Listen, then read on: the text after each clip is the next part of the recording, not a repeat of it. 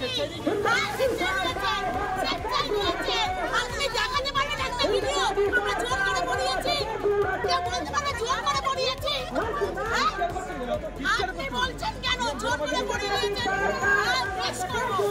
আমার জোর আমার, আপনি সিঁদুর নিয়ে কথা বলছেন, এটা আমার অধিকার, এটা আমার অধিকার, সিঁদুরের অধিকার আমার। আমার স্বামী আমাকে পড়িয়েছে সিঁদুর, আপনি বলাননি। আপনি জোর করে কেন বলছেন? আপনি বলছেন কেন আমার সিঁদুর আমার?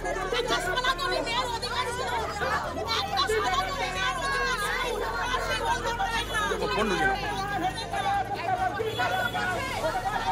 অস্তিত্ব আমি নিজে আমার সিঁদুর পরবো এবং আমার ধর্মের যত বিবাহিত নারী আছে আমি সবাইকে সিঁদুর দান করব, সবাইকে করব।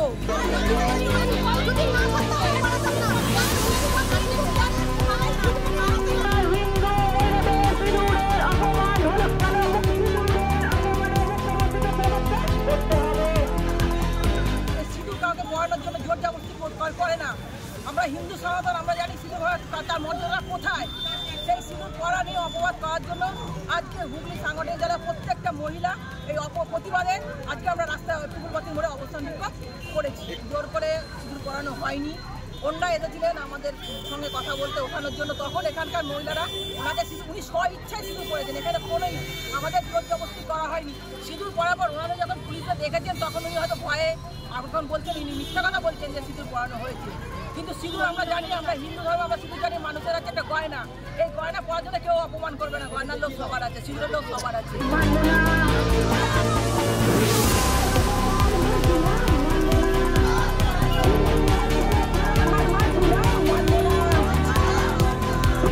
একদিকে এই অপারেশন সিঁদুর নিয়ে যখন ভারতবর্ষের সম্মানীয় প্রধানমন্ত্রী রাজনীতি করতে ছাড়ছেন না, অন্যদিকে তার দলের কর্মীরা আজকে আমরা দেখলাম চুঁচুড়ায় কয়েকজন মহিলা পুলিশ কর্মীর মাথায় সিঁদুর পরিয়ে দিলেন।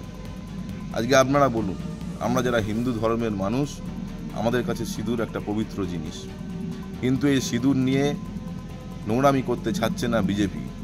যে বিজেপি এটা অসভ্য বর্বরের দল।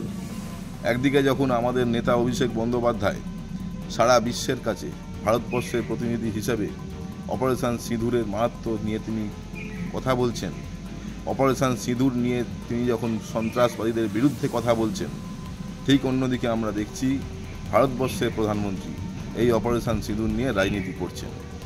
ওনার দলের নেতারাও ওনার সঙ্গে পাল্লা দিয়ে এই নোংরামিতে নেমে পড়েছেন।